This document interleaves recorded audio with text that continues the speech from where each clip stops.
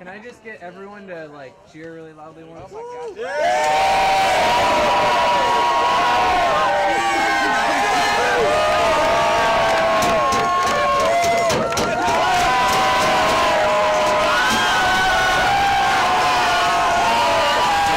I'm working on a commercial for a client in part of my BCA 531 class, and the idea is this guy locally around the area has created this little prototype invention, and it's a football, and it teaches you how to have good posture when you hold it as a running back. So it's got little sensors inside the ball, so when you hold it, and all the 5 sensors like fingertips, the chest, the bicep, and all that, as long as you're doing it with good posture, it makes a beeping sound.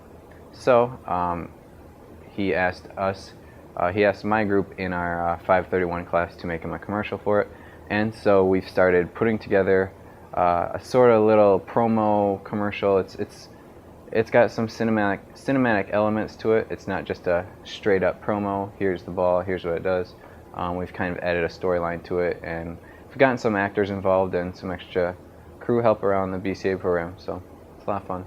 The biggest part going into producing and directing a commercial like this is simply time management and being efficient.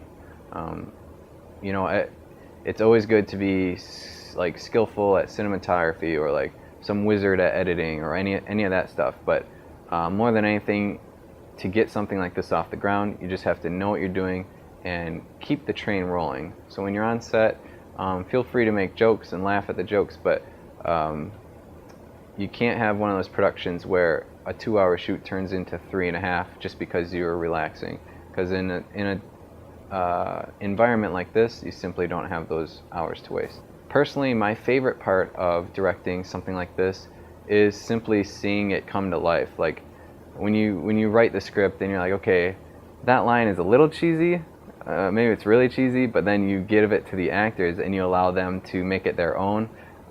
That's where everything gets cool, because like you may storyboard a shot in which the coach walks in and he looks at the player and is kind of got nothing to say to him. He's kind of upset, and he's also feeling bad for him, and he walks away. And then you dolly over and you get to see the player and you notice that he's crying. Well, that adds a whole new element to the story, and it's really, when you storyboard it, it's like, okay, cool, this should look good. But then when you actually see it in real life, it's way more, it makes more of an impact, and you're just like, cool, it panned out, it wasn't that bad. So I think that's my favorite part.